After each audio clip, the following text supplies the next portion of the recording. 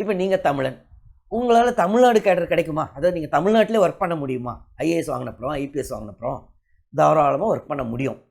ஆனால் எல்லா தமிழர்களுக்கும் கிடைக்காது. எந்த பேசிஸில் அதை அலாக்கேட் பண்ணுறாங்க? இந்த கேடர்ன்றது எவ்வளோ இம்பார்ட்டன்ட்? நீங்கள் இன்னொரு ஸ்டேட்டுக்கு மாற ஒரு ஃபஸ்ட்டு வாய்ப்பு என்னென்னா, அதாவது பர்மனெண்ட்டாகவே மாறிடலாம். அந்த ஸ்டேட்டுக்கே இன்னொரு ஸ்டேட்டுக்கு போயிடலாம். எப்படின்னா, அதை வந்து கேடர் பேஸ் மேரேஜ். 50% அவுட் சைடர், 4 தானே அவுட் சைடர், 4 தான் இன்சைடர். ஸோ 50-50. இதை ஏங்க அப்படி பண்ணணும் அப்படின்னு நீங்களாம் கேட்கலாம். காரணம் என்னென்னா, இதை எதற்காக இந்த மாதிரி அவுட் சைடரை கொண்டு வராங்கன்னா, வேணும்னு தான் கொண்டு வராங்க. ஒரு சிலர் நம்ம புத்திசாலித்தனமாக யோசிப்பாங்க, சார் அந்த ஜோன் ப்ரிஃபரன்ஸே நான் கொடுக்காம வெறும் ஜோன் 5ம் ஜோன் 2ம் மட்டும் கொடுத்துட்டேன், மிச்ச ஜோன்லாம் 0 போட்டால் என்ன பண்ணுவாங்க அப்படின்னு நீங்கள் கேட்பீங்க.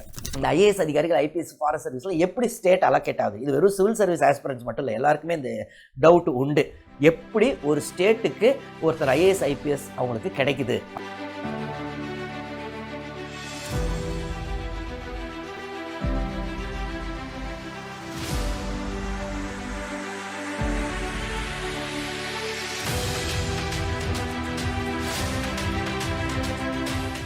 வணக்கம், Israel Jabasingh. IAS, IPS, Indian forest service, இந்த 3 சர்வீஸ் அதிகாரிகளுக்கும் எந்த பேசிஸில் ஒரு ஸ்டேட்டை அலாக்கேட் பண்ணுறாங்க? இப்போ நான் பார்த்தீங்கன்னா தமிழன், ஆனால் எனக்கு அலாக்கேட் ஆன ஸ்டேட் பார்த்தீங்கன்னா வெஸ்ட் பெங்கால். அதனால் நான் வெஸ்ட் பெங்கால் கேடர் ஆஃபீஸர் அப்படின்னு சொல்லுவாங்க, நான் சர்வீஸில் இருந்த வரைக்கும். ஸோ எந்த பேசிஸில்? இப்போ நீங்கள் தமிழன், உங்களால் தமிழ்நாடு கேடர் கிடைக்குமா? அதாவது நீங்கள் தமிழ்நாட்டிலே ஒர்க் பண்ண முடியுமா? ஐஏஎஸ் வாங்கினப்புறம், ஐபிஎஸ் வாங்கினப்புறம் தாராளமாக ஒர்க் பண்ண முடியும். ஆனால் எல்லா தமிழர்களுக்கும் கிடைக்காது. எந்த பேசிஸில் அதை அலாக்கேட் பண்ணுறாங்க? இந்த கேடர்ன்றது எவ்வளோ இம்பார்ட்டன்ட்? இப்போது வெஸ்ட் பெங்கால் நான் வாங்கினேன்னு சொன்னேங்க. இப்போ உங்களுக்கு வந்து ஒருத்தருக்கு தமிழ்நாடு கேடர் கிடைக்குது, இன்னொருத்தருக்கு ஆந்திர பிரதேஷ் கேடர் கிடைக்குது, இன்னொருத்தருக்கு வெஸ்ட் பெங்கால் கேடர் கிடைக்குதுன்னு வச்சுக்கோங்களேன். அந்த ஸ்டேட்டு அது அலாக்கேட் ஆகிட்டா அதற்கப்புறம் வாழ்க்கை ஃபுல்லாக நீங்கள் அங்கே தான் இருக்க முடியும். இப்போ அதனால தான் இந்த ஐஏஎஸ்சியோ, ஐபிஎஸ்சியோ, ஃபாரஸ்ட் சர்வீஸ் இதெல்லாம் பார்த்தீங்கன்னா இட்ஸ் அ ரீபர்த் அப்படின்னு சொல்லுவாங்க. அதாவது மறுபிறப்பு, அங்கே பிறந்துடுறீங்க, புரியுதுங்களா? ஸோ அதுதான் உங்களுடைய ஸ்டேட்டு. நீங்கள் ரிட்டையர் ஆனதுக்கப்புறம் உங்கள் பென்ஷன் இருக்க, நான் ஒருவேளை சர்வீஸில் கண்டினியூ ஆகி ரிட்டையர் ஆகிருந்தா என்னுடைய பென்ஷன் கூட அந்த ஸ்டேட் கவர்மெண்ட் அந்த ஸ்டேட்டில் இருந்து தான் வரும். ஸோ ஒருத்தருக்கு அந்த ஸ்டேட்டுன்றது ஒரு முக்கியமான விஷயம், அங்கே தான் அவங்க வாழ்க்கை. சரி, அப்போ அவங்களால சென்ட்ரல், அதாவது யூனியன் கவர்மெண்ட்டில் போய் வேலை செய்ய முடியுமா? யூனியன் கவர்மெண்ட்டுக்கு போய் வேலை செய்ய முடியும். அதாவது நீங்கள் ஒரு ஸ்டேட் அலோகேட் ஆகிட்டீங்கன்னு வைங்களேன், அந்த ஸ்டேட்டில் ஒரு 7-8 வருஷம் வேலை செய்யலாம். அதற்கப்புறம் அப்பப்போ டெபுட்டேஷன் சொல்லுவாங்க, சென்ட்ரல் டெபுட்டேஷன் அது பேர். போய் சென்ட்ரல் செக்ரட்டேரியட்டில் போயிட்டு நீங்கள் டெப்டி செக்ரட்டரியாவோ, ஜாயின்ட் செக்ரட்டரி இந்த மாதிரி அப்பப்போ போயிட்டு வரலாம். ஆனால் நீங்கள் எங்கே, அப்போ சென்ட்ரல் செக்ரட்டேரியட் எங்கே இருக்குது? டெல்லியில் தான் இருக்குது. ஸோ ஒருவேளை இப்போ ஒருத்தருக்கு ஆந்திரா கேடர் அலோகேட் ஆகிடுச்சுன்னா ஆந்திராவில் வேலை செய்யலாம், வேணும்னா டெல்லியில் போய் வேலை செய்யலாம். நீங்கள் தமிழர் என்ன மாதிரி உங்களுக்கு வெஸ்ட் பெங்கால் அலோகேட் ஆகிடுச்சுன்னா வெஸ்ட் பெங்காலில் வேலை செய்யலாம், இல்லைனா டெல்லியில் வேலை செய்யலாம். தமிழ்நாட்டுக்கு வரவே முடியாதா? வரதுக்கு முதல் ஒரு சின்ன வாய்ப்பு என்னென்னா, இப்போது சென்ட்ரல் கவர்மெண்ட்டோடைய போஸ்ட் ஒரு சிலது இருக்கும். உதாரணத்துக்கு மெப்ஸ்ன்னு ஒன்று இருக்குது பார்த்தீங்களா, இல்லை சாஸ்திரி பவனில், இந்த மாதிரி ஒரு சில இடத்துல போஸ்ட் இருக்கும். அங்கெல்லாம் இல்லை SEZன்னுவாங்க. ஸோ இங்கெல்லாம் சென்ட்ரல் டெபுட்டேஷனில் வரலாம். இப்போ ஐபிஎஸ் அதிகாரி ஆகிறீங்கன்னு வைங்களேன், ஸோ உங்களுக்கு வந்துட்டு வெஸ்ட் பெங்கால் கேடர் அலோகேட் ஆகிடுதுன்னு வைங்க. அப்போது ஒன்று நீங்கள் வெஸ்ட் பெங்காலில் இருக்கணும், இல்லைன்னா சென்ட்ரல் செக்ரட்டேரியட். அப்போது ஐபிஎஸ்க்கு சென்ட்ரல் செக்ரட்டேரியட் கிடையாது, மினிஸ்ட்ரி ஆஃப் ஹோம் அஃபேர்ஸில் ஐபி, சிபிஐ இந்த மாதிரி இடத்துல வேலை செய்யலாம். அப்போ அந்த சிபிஐயில் இருக்கும்போது ஒரு 3 வருஷம் இருக்கீங்கன்னா இங்கே சிபிஐயில், அப்போ சிபிஐக்கு இங்கே சென்னையில் போஸ்டிங் உண்டு, இல்லை சாஸ்திரி பவனில் ஒரு போஸ்டிங் இருக்குது. ஸோ அப்போ நீங்கள் வரலாம். ஆனால் அது எவ்வளோ நாள் இருக்க முடியும்? 2 வருஷமோ 3 வருஷமோ திருப்பி உங்கள் ஸ்டேட்டுக்கு போயிடணும். ஸோ உங்களுக்கு அலாக்கேட் ஆகிற ஸ்டேட்டு தான் உங்கள் வாழ்க்கை, சரியா? ஸோ இது வந்து கேடர்ன்றது ரொம்ப ரொம்ப ரொம்ப முக்கியமான விஷயம். அது ஒரு மறுபிறப்பு, நான் ஏற்கனவே சொன்ன மாதிரி. சரி, எந்த பேசிஸில் இந்த கேடரை அலோகேட் பண்ணுறாங்க? அதுக்கு முன்னாடி இன்னொன்று முக்கியமானது ஒன்று சொல்ல மறந்துட்டேன். சரி, ஒருத்தருக்கு இப்போ ஸ்டேட் அலோகேட் ஆகிடுச்சு, மாற முடியுமா? ஒரே 2 வாய்ப்பு இருக்குங்க, ஒருத்தரால் மாற முடியும். அவங்க ஸ்டேட்டு விட்டுட்டு இன்னொரு ஸ்டேட்டுக்கு. இப்போ உதாரணத்துக்கு திருப்பி வெஸ்ட் பெங்கால், ஏன் வெஸ்ட் பெங்கால்னு சொல்கிறேன்னா நாங்கள் இருந்தனால சொல்கிறேன். இப்போ நீங்கள் வெஸ்ட் பெங்கால் கேடர் உங்களுக்கு அலோகேட் ஆகிடுச்சு, அப்போது நீங்கள் இன்னொரு ஸ்டேட்டுக்கு மாற ஒரு ஃபஸ்ட்டு வாய்ப்பு என்னென்னா, அதாவது பர்மனெண்ட்டாகவே மாறிடலாம், அந்த ஸ்டேட்டுக்கே இன்னொரு ஸ்டேட்டுக்கு போயிடலாம். எப்படின்னா அதை வந்து கேடர் பேஸ் மேரேஜ் அப்படின்னு சொல்லுவாங்க. அதாவது நீங்கள் ஆணாக இருக்கலாம், பெண்ணாக இருக்கலாம், நீங்கள் திருமணம் செய்கிறீங்க. அந்த திருமணம் உங்களுடைய ஸ்பௌஸ், கணவனோ மனைவியோ, அவங்க வந்துட்டு ஐஏஎஸ்ஸாக இருக்கணும், இல்லை ஐபிஎஸ்ஸாக இருக்கணும், இல்லை ஃபாரஸ்ட் சர்வீஸாக இருக்கணும். அதாவது இந்த 3 மட்டும்தான் ஆல் இண்டியா சர்வீஸ். மற்ற சர்வீஸ் இப்போ ஐஆர்எஸ்ஓ, railways, postal service, audit and account, இதெல்லாம் சென்ட்ரல் சர்வீஸ். ஃபாரின் சர்வீஸ் கூட சென்ட்ரல் சர்வீஸ் தான். ஸோ வெறும் இந்த 3 சர்வீஸில் உங்கள் கணவனோ மனைவியோ இருந்தால், நீங்களும் ஐஏஎஸ்ஓ, ஐபிஎஸ்ஓ, ஐஎஃப்எஸ்ஓ, உங்கள் கணவனோ மனைவியோ ஐஏஎஸ்ஓ, ஐபிஎஸ்ஓ, ஐஎஃப்எஸ்ஓ, அவங்க வேறு ஸ்டேட்டில் இருக்காங்க, நீங்கள் வெஸ்ட் பெங்கால், அவங்க வந்துட்டு இப்போ உதாரணத்துக்கு மகாராஷ்டிரா கேடர்னு வச்சுக்கோங்க. அப்போது ஏன்னா 2 பேரும் அந்தந்த ஸ்டேட்டில் மாட்டிக்கக்கூடாதுல்ல, அவங்க கணவன் மனைவி. அதனால் ஒன்று அந்த மகாராஷ்டிராவில் இருக்கிறாங்களே உங்களுடைய ஸ்பௌஸ், அவங்கள வெஸ்ட் பெங்காலுக்கு மாற்றிடுவாங்க. இல்லைன்னா வெஸ்ட் பெங்காலில் நீங்கள் இருக்கீங்களா, உங்களை மகாராஷ்டிராவுக்கு மாற்றுவாங்க. இல்லைன்னா 2 ஸ்டேட்டுக்கிட்டையும் கேட்பாங்க, ஸ்டேட் கவர்மெண்ட்டோடைய கன்சென்ட்டை கேட்பாங்க. 2 ஸ்டேட் கவர்மெண்ட் இல்லைங்க எங்களுக்கு வேணாங்க இவங்க அப்படின்னு சொல்லிட்டா 3வது ஸ்டேட்டுக்கு அலோகேட் பண்ணுவாங்க. ஆனால் இதில் ஒரு ரொம்ப முக்கியமான விஷயம், ஒருவேளை நீங்கள் தமிழ்நாட்டில் இருக்கீங்கன்னு வைங்களேன், அதாவது நீங்கள் வெஸ்ட் பெங்கால், உங்களுடைய கணவனோ மனைவியோ ஐஏஎஸ், ஐபிஎஸ், ஐஎஃப்எஸ் தமிழ்நாடு கேடர்னா உங்களுடைய ஹோம் ஸ்டேட் என்ன, தமிழ் தானே, அப்போது அதுக்கு அலோகேஷன் கிடையாதுன்றவாங்க. அப்போது உங்கள் கணவனோ மனைவியோ இங்கே தமிழ்நாடு கேடரில் இருக்காங்க, ஐஏஎஸ், ஐபிஎஸ், ஐஎஃப்எஸ், அவங்க தான் வெஸ்ட் பெங்காலுக்கு வர முடியுமே ஒழிய நீங்கள் தமிழ்நாட்டுக்கு வர முடியாது. என்ன காரணம்னா நீங்கள் தமிழ்நாட்டுக்கு வரணுன்ற காரணத்துக்காக ஒரு தமிழ் ஐஏஎஸ்ஸையோ, ஐபிஎஸ்ஸையோ, ஃபாரஸ்ட் சர்வீஸையோ நைஸாக கல்யாணம் பண்ணிவிட்டு ஜாலியாக தமிழ்நாடு வந்துட்டு அதற்கப்புறம் 1 வருஷம் கழித்து ஓகே தேங்க்யூ அப்படின்னு பயன்ட்டு அவங்களோட ஒரு டிவோர்ஸ் பண்ணிட்டா அது சென்ட்ரல் கவர்மெண்ட்டை சீட் பண்ணுற மாதிரி ஆகிட்டால இந்த மொத்த கேடர் பாலிசியாக. அதனால் இதை மட்டும் அலோவ் பண்ண மாட்டாங்க, லீகலி நாட் அலௌடு. சரிங்களா, இதுதான் ஃபஸ்ட்டு ரூல். சரி, இதுலேயே இன்னொரு சின்ன எக்ஸப்ஷன் இருக்குது, உங்கள் ஸ்டேட்டை விட்டு நீங்கள் வெளியில் வர்றதுக்கு. இன்னொன்று என்னென்னா, ஒருத்தருக்கு ரொம்ப லைஃப் த்ரெட் இருக்குது, அதாவது பயங்கரமான ஏதோ ஒரு உல்ஃபால இருந்து த்ரெட்டுன்னா சும்மா எல்லாரும் ஐயோ எனக்கு த்ரெட்டுலாம் ஏமாற்றிட்டு வர முடியாது. உங்களை தனியாக, ஏன்னா இப்போ நிறைய ஸ்டேட்ஸ், இப்போ காஷ்மீரில் வேலை செய்யலாம், அசாமில் இருக்கலாம், நாகாலாந்தில், எல்லாருக்கும் வேலை செய்யும்போது ஏதோ ஒரு த்ரெட் இருக்கும். இதெல்லாம் கணக்கு கிடையாது. உங்களையோ உங்கள் ஃபேமிலியோ பர்டிகுலராக ஏதோ ஒரு பெரிய த்ரெட்டு இருக்குது அப்படின்னு கவர்மெண்ட் ஆஃப் இந்தியா முடிவு பண்ணிச்சுன்னா நீங்கள் ஃபஸ்ட்டு அப்ளை பண்ணணும். அதற்கப்புறம் கவர்மெண்ட் ஆஃப் இந்தியாவும் சும்மா நீங்கள் பாட்டுக்கு நைஸாக காக்கா பிடிச்சி சீனியர் அதிகாரியை பிடிச்சி சார் த்ரெட் இருக்குது என்ன தூக்கிடுங்கலாம் முடியாது. அவங்க 2 சென்ட்ரல் ஏஜென்சியை அப்பாயிண்ட் பண்ணுவாங்க, ஒன்று சிபிஐ, இன்னொன்று ஐபி, இந்த மாதிரி எதையோ ஒன்று வச்சு அவங்க தனியாக கண்டுபிடிப்பாங்க உண்மையாகவே இந்த ஆளுக்கு த்ரெட்டு தானா அப்படின்னு. அவங்களும் த்ரெட்டுன்னு முடிவு பண்ணதுக்கு அப்புறம் என்ன பண்ணுவாங்க, உங்களுக்கோ உங்கள் குடும்பத்துக்கோ, அதாவது லைஃப் த்ரெட்டுன்னா சும்மா இல்லை, லைஃப் த்ரெட்டு. அப்படி இருந்தாலும் ஃபஸ்ட்டு 3 வருஷத்துக்கு உங்களை வேறு ஸ்டேட்டில் போடுவாங்க.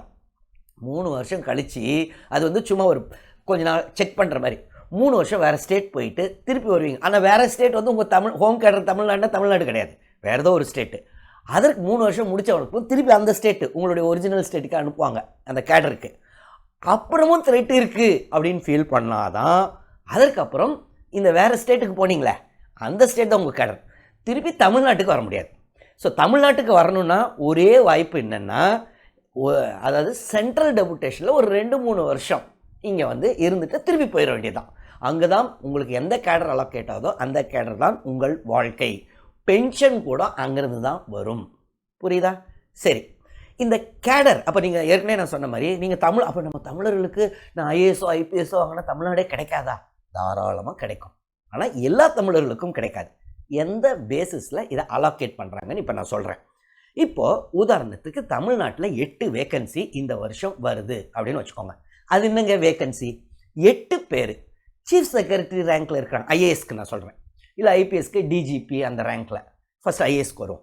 ஐஏஎஸில் சீஃப் செக்ரட்டரியோ இல்லை சீஃப் செக்ரட்டரி ரேங்க்கில் இருக்கிறவங்களோ இல்லை பிரின்சிபல் செக்ரட்டரியோ, அதாவது அவங்களுக்கு 60 வயசு ஆயிடுச்சுங்க, ஐஏஎஸ் அதிகாரி ரிட்டையர் ஆகிட்டாங்க. 8 பேர் ரிட்டையர் ஆகிறாங்க. ஸோ 8 பேர் அந்த வேக்கண்ட் ஆயிடுச்சுல போஸ்ட்டு, அதை இப்போ ஃபில் பண்ணணும்.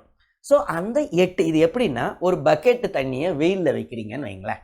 அப்போது தண்ணி கொஞ்சம் இவாப்ரேட் ஆகுமா? இவாப்ரேட் ஆனவுடனே அந்த பக்கெட்டை ஃபுல்லாக ஆக்கணுன்னா நீங்கள் தண்ணி கொஞ்சம் ஊற்றுவீங்கள்ல, ஒரு மகில் எடுத்து அந்த பக்கெட்டை ஃபுல்லாகவே வச்சுக்கணுன்னு. அந்த மாதிரி இப்போ இவாப்ரேட் ஆகிட்டாங்க. இவாப்ரேட்னா ரிட்டையர் ஆகிட்டாங்க ஒரு 8 பேர். அப்போது செக்ரட்டரியாக இருக்காங்களே அவங்களுக்கு ப்ரொமோஷன் கொடுக்கணும். என்னவா? சீஃப் செக்ரட்டரி ரேங்க்கில் பிரின்சிபல் செக்ரட்டரி, சீஃப் செக்ரட்டரி, அப்படியே கொஞ்சம் கொஞ்சமாக மற்றவங்கள இப்போ ஜாயின்ட் செக்ரட்டரியாக இருக்கவங்களுக்கு செக்ரட்டரியாக ப்ரொமோஷன் வரும். ஏன்னா இவங்க வெளியில் போனனால ஒரு 7-8 பேர் ரிட்டையர் ஆனனால அதை அப்படியே ஃபில் ஆகிக்கிட்டே வருவாங்க. அப்போது டிஸ்ட்ரிக்ட் கலெக்டராக இருக்கவங்க ஜாயின்ட் செக்ரட்டரி ஆவாங்க, அடிஷ்னல் கலெக்டராக இருக்கவங்க டிஸ்ட்ரிக்ட் கலெக்டர் ப்ரொமோஷன் வரும், சப் கலெக்டராக இருக்கவங்க அடிஷ்னல் கலெக்டர், ட்ரெயினியாக இருக்காங்களே அவங்க வந்துட்டு அசிஸ்டன்ட் கலெக்டர் ட்ரெயினின்வாங்க, அவங்கள சப் கலெக்டர் போடுவாங்க. அதுக்கப்புறம் ஃப்ரெஷ்ஷாக ஒரு 8 பேரை உள்ளே எடுக்கணும். ஸோ இதுதான் அந்த பாலிசி.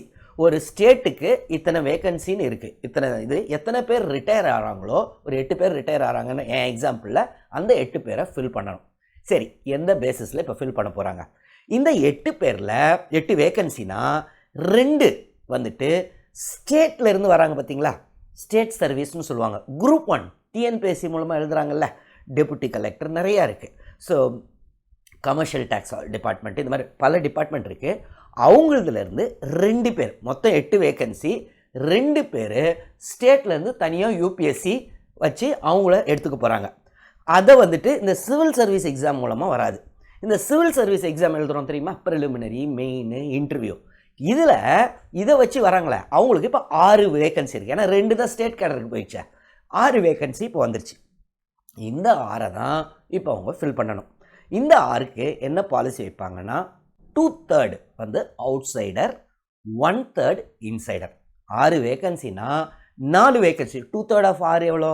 4 வந்துட்டு மற்ற மாநிலத்தவர்கள் தான் தமிழ்நாட்டுக்கு வர முடியும். மிச்சம் 2 தான் தமிழ்நாட்டை சேர்ந்தவர்களே இப்போ ஐஏஎஸ் ஐபிஎஸ் பாஸ் பண்ணுறாங்களே அவங்களுக்கு தான் அலாகேட் ஆகும். அப்போது ஓவராலாக 8 வேக்கன்சியில் 4 பேர் அவுட் சைடரு, மிச்ச 4 பேரில் 2 பேர் ஸ்டேட் கேடர்லேருந்து ப்ரொமோஷன் ஆகி வராங்க, மிச்சம் 2 பேர் டைரக்ட் ரெக்ரூட்மெண்ட். இதே சிவில் சர்வீஸ் எக்ஸாம் எழுதினவங்க இந்த வருஷம் எழுதுகிறாங்க, பாஸ் பண்ணுறாங்க. அப்போ அந்த 6ல் 4 வந்து அவுட் சைடரு, மற்ற மாநிலத்தவர், 2 பேர் தான் 1/3, அதுதான் டைரக்ட் ரெக்ரூட்மெண்ட் வாங்க, தமிழ்நாட்டை சேர்ந்தவர்களுக்கு கிடைக்கும். சரி, இது எந்த பேசிஸில் அலோகேட் பண்ணுவாங்க? ரேங்க்கை வச்சுங்க. இப்போது நீங்கள் வந்துட்டு ஆல் இண்டியா 10th ரேங்க் வாங்குறீங்கன்னு வைங்களேன். ஸோ உங்களுக்கு நீங்கள் ஃபஸ்ட்டு கேட்டுருவாங்க, நம்ம இந்த பரீட்சையில் 3 லெவல் இருக்குங்க, preliminary, main, interview. Main exam எழுதும்போதே கேட்டுருவாங்க, இப்போ உனக்கு ஹோம் ஸ்டேட் வேணுமா வேணாமான்னு. ஸோ எல்லாருமே கொடுப்போம், மோஸ்ட் ஆஃப் அஸ் கொடுப்போம், ஆமாம்மா ஹோம் ஸ்டேட் வேணும் அப்படின்னு. ஸோ நம்மளை இப்போ நீங்கள் 10th ரேங்க்கு தமிழ்நாடு வேணும்னு கேட்டிருக்கீங்க.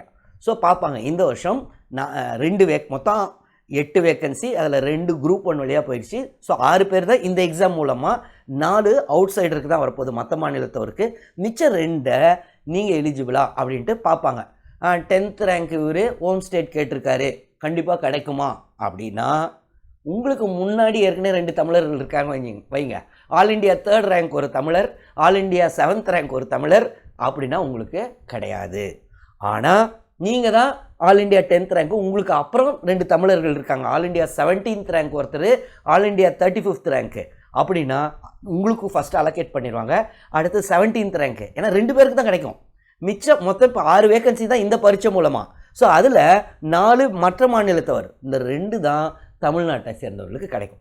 ஸோ இது வருஷம் நமக்கு முன்னாடி யாராவது ரேங்க்கில் இருக்காங்களா அதுதான் டிசைட் பண்ணும். நிறைய வாட்டி என் ஸ்டூடெண்ட்ஸே பார்ப்பேன், ஒருத்தர்லாம் ஆல் இண்டியா 21st ரேங்க் வாங்கினார், அவருக்கு ஹோம் ஸ்டேட் கிடைக்கல. இன்னொருத்தர் ஆல் இண்டியா 87th ரேங்க் வாங்கினார், அவருக்கு ஹோம் ஸ்டேட் கிடச்சிது. அந்த வருஷம் 87th ரேங்க்கு முன்னாடி யாரும் தமிழர்கள் இல்லை. ஸோ இது நமக்கு முன்னாடி எத்தனை பேர் இருக்காங்க, இதே ரூல் தாங்க இந்தியன் போலீஸ் சர்வீஸ்க்கும். ஸோ ஐபிஎஸ்லேயும் டிஜிபி லெவலில் ரிட்டையர் ஆகிறாங்கன்னு வைங்களேன், அப்போ கீழே இருக்கும் ஒரு 8 பேர் ரிட்டையர் ஆகிறாங்கன்னா அந்த ரேங்க்கில் உள்ளவங்க 8 பேரை ஃபில் பண்ணணும். அப்போ 2 பேர் வந்துட்டு ஸ்டேட் சர்வீஸ் டிஎஸ்பியிலேருந்து ப்ரொமோஷன் கொடுத்துருவாங்க, ஐபிஎஸ் கன்ஃபர் பண்ணுவாங்க. மிச்சம் 6ல் 4 வந்துட்டு வெளியிலேருந்து கொண்டு வருவாங்க, 2 வந்து உள்ளேருந்து கொண்டு வருவாங்க. ஸோ ஓவரால் 8ல் பார்த்தீங்கன்னா 50% அவுட் சைடர், 4 தானே அவுட் சைடர், 4 தான் இன்சைடர். ஸோ 50-50. இதை ஏங்க அப்படி பண்ணணும் அப்படின்னு நீங்களாம் கேட்கலாம். காரணம் என்னென்னா, இதை எதற்காக இந்த மாதிரி அவுட் சைடரை கொண்டு வராங்கன்னா வேணும்னு தான் கொண்டு வராங்க. என்னென்னா, இந்தியா சுதந்திரம் வாங்கும்போது பார்த்தீங்கன்னா பயங்கரம் நிறைய பிரிவினைகள்லாம் இருந்துச்சுல்ல, இந்த சைடு அது நிறைய ஸ்டேட்ஸ்லாம் தனியாக போயிடலாமான்னு யோசிச்சாங்கல்ல.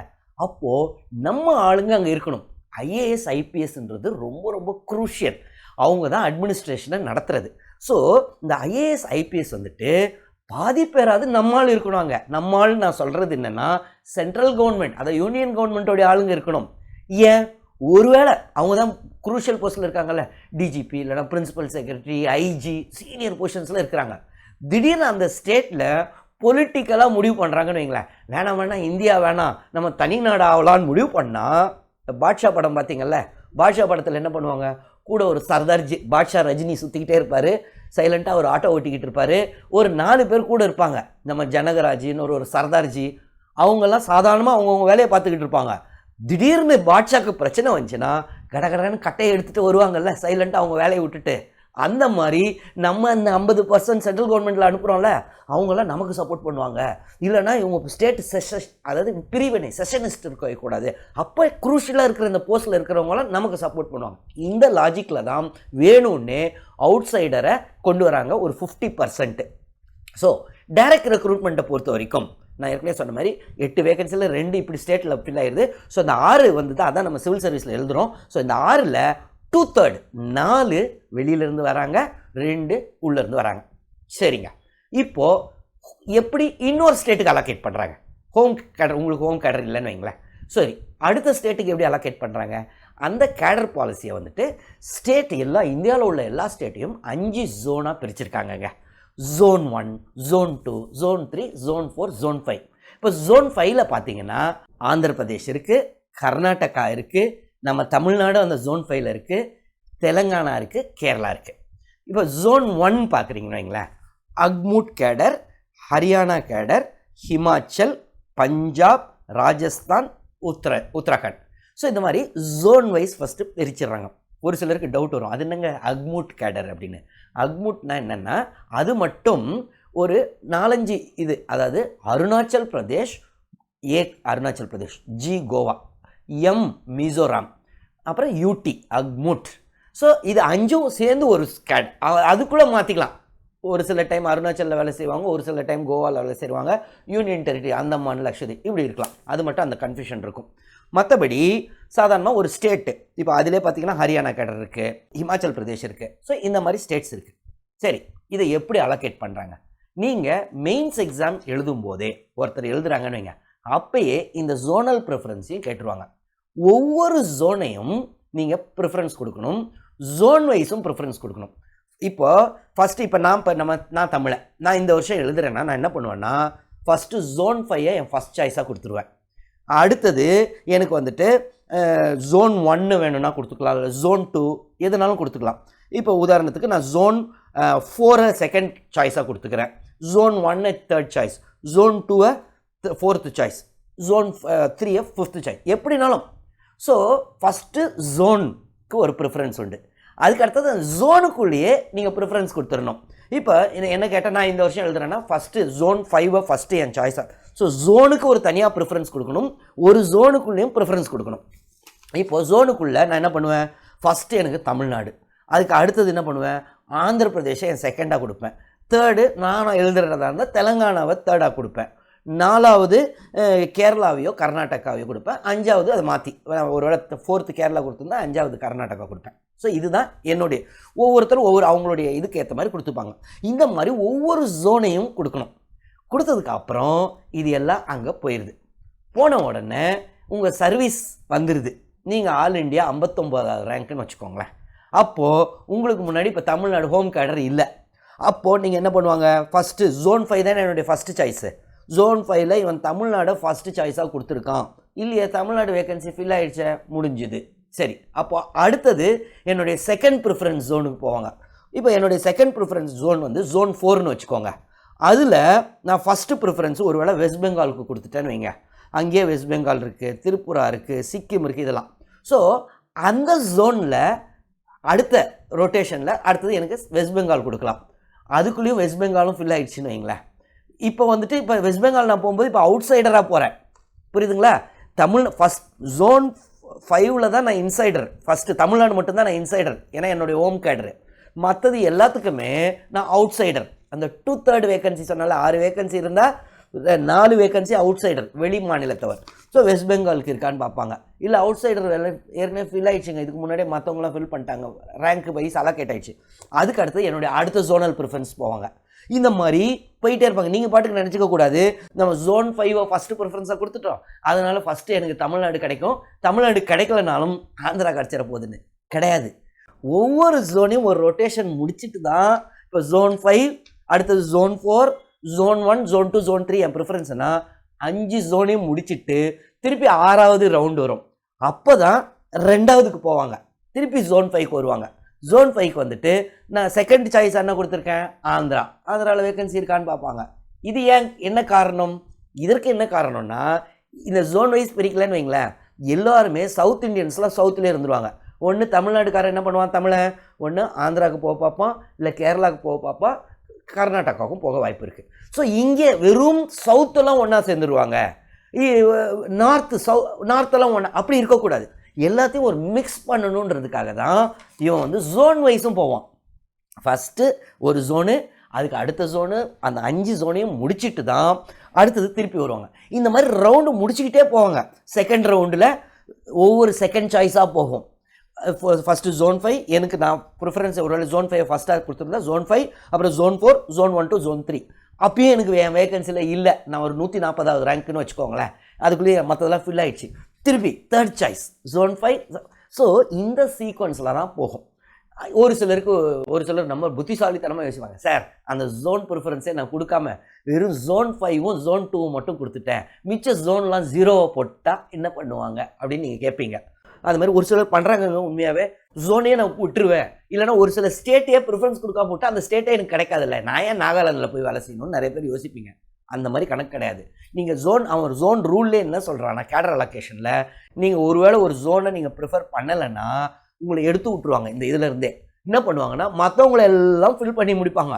முடிச்சுட்டு லாஸ்ட்டாக இந்த ஃபில் பண்ணாத ஆளுங்களெல்லாம் ஏபிசிடின்னு போட்டுட்டு அவங்கள ரேண்டமாக போட்டு விட்ருவாங்க. ஸோ அது ரொம்ப ரொம்ப ரிஸ்க்கு.